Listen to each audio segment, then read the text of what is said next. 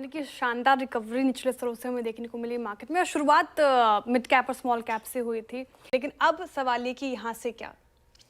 देखिए यहाँ से वही अप्रोच, ये मार्केट इतना सब कुछ सहने के बाद भी गिरने को तैयार नहीं है।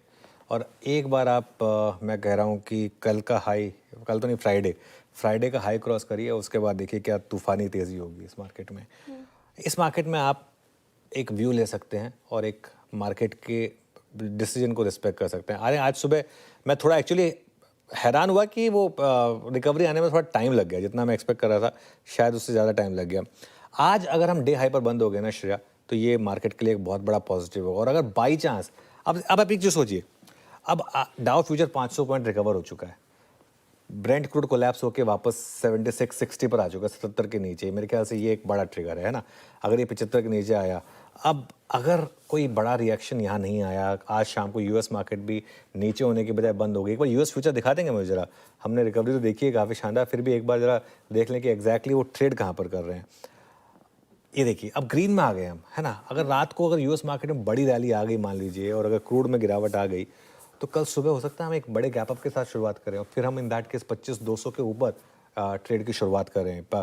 अब आज सुबह का लो जो है ना, वो आपका नया स्टॉप लॉस होगा। हमने जब सुबह ट्रेड की शुरुआत की थी, हमने कहा था 24,750 आपका स्टॉप लॉस होगा, 24,800 से लेके 24,900 बाइंग का जोन होगा, 24,750 के करीब का स्टॉप लॉस होगा। आज सुबह का अगर लॉन्ग बचा तो आप लॉन्ग ऐड भी कर सकते हैं यहाँ पर। और अगर इस खबर पर एक तो आपने हायर हाई बनाया है, अगर आपने इसको क्रॉस करना शुरू करा 25,125, 25,222 की ट्रेजेक्टरी में अगर आप गए, तो मैसिव रैली आएगी। वही रेजिस्टेंस जोन है अब आपका अगला 25,100 से 25,250। वो 150 पॉइंट का जो जोन है, वो अब एक नेक्स्ट रेजिस्टेंस जोन है। अगर ये जोन आपने निकाल दिया, और वो भी इस खबर पर निकाल दिया जो सपोजिटली मार्केट के लिए एक बहुत ख़राब खबर थी, अगर उस पर आपने निकाल दिया, तो फिर आप ऑल टाइम हाई की तरफ बढ़ेंगे। इस बात को आप समझ के चलिए। हाँ, अगर आज का लो टूट गया तो ठीक है, 24,750 फिर वो आपके लिए क्रूशियल होगा। वैसे मुझे लगता नहीं आज जिस तरीके से मार्केट ने मुंह दिखाया है और जिस तरीके से ग्लोबल मार्केट के समीकरण बैठ रहे हैं कि ये टूटने वाला है। शुक्रवार की अच्छी तेजी के बाद और अब अमेरिका के हमले के होने के बावजूद अगर 150 पॉइंट निफ्टी नीचे गिर जाए, 100-200 पॉइंट बैंक निफ्टी गिर जाए, तो इतना तो बनता है, इतना तो होना भी चाहिए। लेकिन सवाल ये नहीं कि आप गिरते हैं, गिरते तो बहुत हैं, गिरकर उठ कौन खड़ा होता है। ग्लोबल अपडेट से करते हैं ये ईरान, इजराइल, अमेरिका के बीच में क्या कुछ हुआ ये बता दें। हाँ, तो पहले युद्ध में अमेरिका कूदा और उसने ईरान के 3 परमाणु ठिकानों पर हमले किए हैं शनिवार को देर रात। ठीक है, हमारे इंदौर की इवेंट के बाद तब तक नहीं हुए थे, नहीं तो सवाल सारे उसी पर आते हैं। पहले ताकत आती है, उसके बाद शांति, कि भाई ये जब तक आप ताकतवर ना हो शांति। वो हमारा तो रामायण में भी है ना वो चौपाई, भय बिन प्रीत न होए, वैसा जहाँ जहाँ थोड़ा डर है वहीं पर प्रेम है। तो ऐसा वो इजरायली पीएम ने इनडायरेक्टली वैसे ही कहा है। अमेरिकी अटैक के बाद ईरान ने इजराइल पर हमले ज़्यादा किए, इजराइल पर बहुत ताबड़तोड़ हमले किए। इजराइल अब वो पहले की तरह एकदम 100% सेफ रहा नहीं। जो पहले कहते थे कि इनका आयरन डोम है, मिसाइल्स घुस नहीं सकती, अब तो जगह जगह आप देखिए इजराइल पर मिसाइलें गिरती हुई नज़र आ रही है। इस बीच एक इंटरेस्टिंग स्टेटमेंट है कतर की तरफ से। कतर में यूएस का बड़ा मिलिट्री बेस है। कतर ने अमेरिका को चेतावनी दी है बजाय ईरान के कि भाई आप जो ये कर रहे हैं उसके परिणाम गंभीर हो सकते हैं, उसकी तैयारी रखिए। इस बीच रूस और चीन अपनी उपस्थिति दर्ज करवा रहे हैं कि भाई हम भी एग्जिस्ट करते हैं इस दुनिया में, हमारी भी सुनो। और उन्होंने कहा है कि भाई बिना शर्त युद्ध विराम करना चाहिए। यूनाइटेड नेशंस में ऐसा उन्होंने प्रस्ताव भेजा है और उन्होंने अमेरिका के हमलों का विरोध किया है।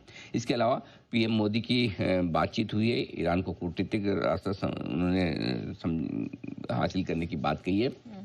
और सबसे बड़ी चीज़ है स्टेट ऑफ हॉर्मुज का सर्वोच्च राष्ट्रीय सुरक्षा परिषद को कहना है कि भाई अब आप इसको बंद कर सकते हैं, फाइनल फैसला आना है। मतलब एक तरह से ईरान ने अब ये फैसला तो कर लिया कि स्टेट ऑफ हॉर्मुज को बंद करना चाहिए, लेकिन अब कब और कैसे और कितने समय के लिए किया जाएगा उस पर अब उनकी जो सर्वोच्च राष्ट्रीय सुरक्षा परिषद है वो हम लेगी। अब इसको समझिए जरा, ये वाली जो ग्रीन कलर की आप ये जो अभी ग्राफिक्स है इसको फुल फ्रेम में दिखाइए।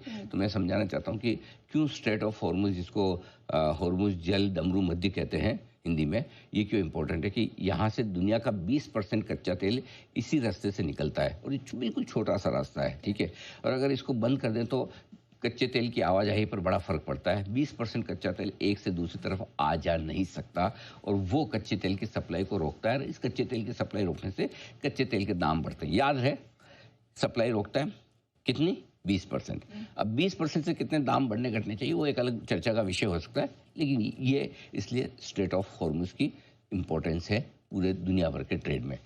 न सिर्फ कच्चा तेल, कुछ और भी आवागमन है जो सब बाधित होते हैं, सप्लाई चेन सारी डिस्टर्ब होती है, लेकिन नेचुरली सबसे ज़्यादा चूंकि यहाँ पर कच्चा तेल निकलता है तो और कच्चा तेल इसी रास्ते से गुजरता है, इसलिए इसकी इंपॉर्टेंस काफ़ी ज़्यादा है। नंबर 1। नंबर 2, जैसे कि इजराइल का एयरबेस बंद पड़ा है, ईरान का भी बंदी है, तो कई बार ये कि अगर आपको उन रास्तों से अपने विमान लाने ले जाने तो आपको घूम कर जाना पड़ रहा है। अब दुनिया भर में जितने एयर ट्रैफिक है वो उस रास्ते को हटाकर दूसरी तरफ से निकल रहे हैं, तो कई जाहिर सी बात है एविएशन कंपनियों को ज़्यादा नुकसान उठाना पड़ता है, ज़्यादा उनका फ्यूल होता है, समय ज़्यादा लगता है, ये सारी चीज़ों का नुकसान उनको होता है। ठीक है। अब सिर्फ गोल्ड, क्रूड या फिर इक्विटी मार्केट, इन सबको लेकर एक ही रिस्क बची है, और वो रिस्क ये है कि अगर दो रिस्क बची है। 2 रिस्क है। पहली रिस्क तो क्या है कि ईरान स्ट्रेट ऑफ हॉर्मुज को बंद कर दे, तो फिर इसमें कच्चे तेल की सप्लाई पर असर पड़ेगा, दुनिया भर की सप्लाई चेन डिस्टर्ब होगी, और उस हिसाब से आपके लिए जो है पूरी तरह से कच्चे तेल के दाम फिर से बढ़ सकते हैं। अभी तक कच्चे तेल के दाम ये मान कर चल रहे हैं कि स्ट्रेट ऑफ हॉर्मुज बंद नहीं होगा, और ये बंद होगा तो फिर एक हो सकता है कि अमेरिका की तरफ से हमले और बढ़े। करेक्ट। अभी तक मार्केट ये भी मान के चल रहा है कि अमेरिका की तरफ से और हमले नहीं होंगे। अमेरिका को सबक सिखाना था, देखो मैं जब चाहूँ तुम्हारे अंदर आके, बंकर के अंदर आके जैसे मैं चाहूँ वैसे मार के जा सकता हूँ। बराबर है कि भाई आप मेरी जो बोलते थे कि हमें पता है कहाँ छिपे हैं, हमारी पहुँच है, पूरी ईरान के एयर स्पेस पे हमारी पकड़ है, ये सारी चीज़ें अमेरिका ने प्रूव कर दी। करेक्ट। सो इसलिए अगर स्ट्रेट ऑफ हॉर्मुज बंद होता है तो ही अब कच्चे तेल में तेजी। नंबर 1। दूसरी रिस्क क्या बची है कि अगर किसी भी तरह से directly indirectly Iran nuclear weapons का इस्तेमाल करे, अब उनके पास है या नहीं है मुझे नहीं पता, आपको भी नहीं पता, नहीं पता ना आपको। हाँ, अमेरिका जाने, ईरान जाने, इजराइल जाने, हमें तो नहीं पता है कि नहीं है, या किसी और से ले ले। वो कोरिया वोरिया बहुत उछल रहा है देने के लिए, वो बोल भी रहा है हम चले जाओ, हम चले जाओ, हम चले जाओ, हम चले जाओ, ऐसा हमारे काम भी नहीं आ रहे। अब है नहीं है पता नहीं, फोड़ेंगे नहीं फोड़ेंगे पता नहीं, लेकिन वो रिस्क हमेशा है, जब तक ना हो तब तक वो रिस्क हमेशा रहती है उसका। तो ये 2 चीज़ें अगर हुई, स्ट्रेट ऑफ हॉर्मुज और न्यूक्लियर वेपन्स, तो ही बाजार अब रिएक्शन देंगे। अदरवाइज चाहे वो गोल्ड के मार्केट हो, चाहे क्रूड हो, बिटकॉइन हो, या इक्विटी मार्केट हो, अब रिएक्शन इन 2 चीज़ों पे आएगा। ये 2 चीज़ें होंगी नहीं होगी भगवान जाने। और आपको याद होगा मैं बार बार एक ही चीज़ बोलता था, हमें युद्ध से कितना डरना है ये हमें कच्चा तेल बताएगा। अगर कच्चा तेल बहुत ज़ोर से बढ़ेगा तो हमें डरना है कोई कुछ भी बोले, और कच्चा तेल नहीं बढ़ेगा ज़्यादा तो हमें नहीं डरना है कोई कुछ भी बोले। सिंपल। ठीक, डन। नहीं तो अच्छी चीज़ें बताइए। अच्छी बता देते हैं। अच्छी चीज़ों में देखिए ये है कि पहली चीज़ तो ये कि डाउ फ्यूचर्स ठीक ठाक रिकवर होकर हरे निशान में आएंगे तो थोड़ी टेंशन कम है। दूसरी अच्छी चीज़ ये है कि आज के सेशन में आंकड़े खरीदारी के दिखेंगे, कम से कम नेट लेवल पे आपके एफआईज और घरेलू फंड के और कैश और वायदा कारोबार के मिला के देखेंगे तो फ्लोज़ के लिहाज से ठीक है। अच्छी चीज़ ये कि मिड कैप स्मॉल कैप शेयरों में जो बढ़िया रिकवरी हुई है, हरे निशान में बंद हो रहे हैं, ब्रॉडर मार्केट का कॉन्फिडेंस है आपके पास में। अच्छी बात यह कि आप कमज़ोर क्लोजिंग नहीं दे रहे हैं। शुक्रवार के बड़े ब्रेकआउट के बाद आपकी क्लोजिंग ठीक ठाक है, 25,000 के आसपास निफ्टी पर और 56,000 के आसपास बैंक निफ्टी पर। बुरी क्लोजिंग किसी भी लिहाज से नहीं है। अच्छी बात है कि आप डे लो पर बंद नहीं हो रहे हैं, बल्कि दिन की ऊंचाइयों की तरफ, नॉट डे हाई बट ऊंचाइयों की तरफ बंद हो रहे हैं, रिकवरी के साथ बंद होते दिख रहे हैं। आज की कैंडल आपको ग्रीन कलर की नज़र आएगी, न कि लाल की। ये सारी अच्छी चीज़ें हैं। एक और अच्छी चीज़, कच्चा तेल आपका 79 सुबह जो डरा रहा था अब 77 के नीचे है डॉलर पर, तो वो भी ठीक है।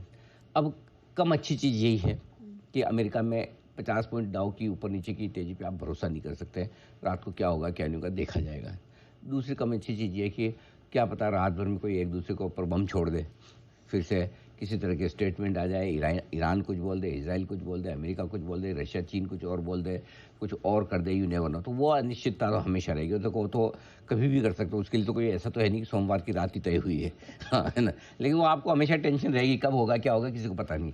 जैसे ट्रम्प सामने बिना बोले डाल दिया ना 3 बम वहाँ पर जाके, तो वैसे कोई भी डाल सकता है, ऐसा कुछ नहीं। और तो खराब खबर कहाँ से आएगी आपको पता है ना, हमें किसी को नहीं पता। ईरान जाने, इजराइल जाने और अमेरिका जाने। ठीक है, और बाकी कोई और जाने तो जाने, हमें नहीं पता। सो अपना फंडा क्लियर है कि ओवरनाइट पोजीशन तेजी हो या मंदी, दोनों तरफ रखना बराबर रिस्क है। थोड़ी सी तेजी में रिस्क ज़्यादा होती है, लेकिन तेजी की रिस्क टेम्पररी होती है, मंदी की रिस्क परमानेंट होती है। पता चला कि युद्ध विराम की घोषणा हो गई तो 50 भाव ही नहीं दिख रहे वापस, करेक्ट है ना। तो रिस्क दोनों तरफ है। सो पॉइंट ये है कि नई पोजीशन तो अपने कुछ बनानी नहीं है। बंद हो रहे हैं 25,000 के आसपास, जैसा हमारा अनुमान था 25,000 के आसपास, 25 पॉइंट इधर या उधर बंद होंगे, एग्जैक्टली वही बंद हो रहे हैं, क्योंकि कॉल और पुट राइटर दोनों ही 1,20,00,000 शेयर एक ही जगह खड़े हैं। उन्होंने पूरा पैक करके रखा हुआ है मामला। तो हम क्या करेंगे, हम अगर लॉन्ग पोजीशन है तो 24,800 का पुट रखेंगे, शॉर्ट पोजीशन है तो 25,200 का कॉल ऑप्शन रख के अपने आप को 200 पॉइंट से ज़्यादा के मुंह के लिए हेज करके जाएंगे और नई पोजीशन कल सुबह बनाएंगे। ठीक है। क्लियर है।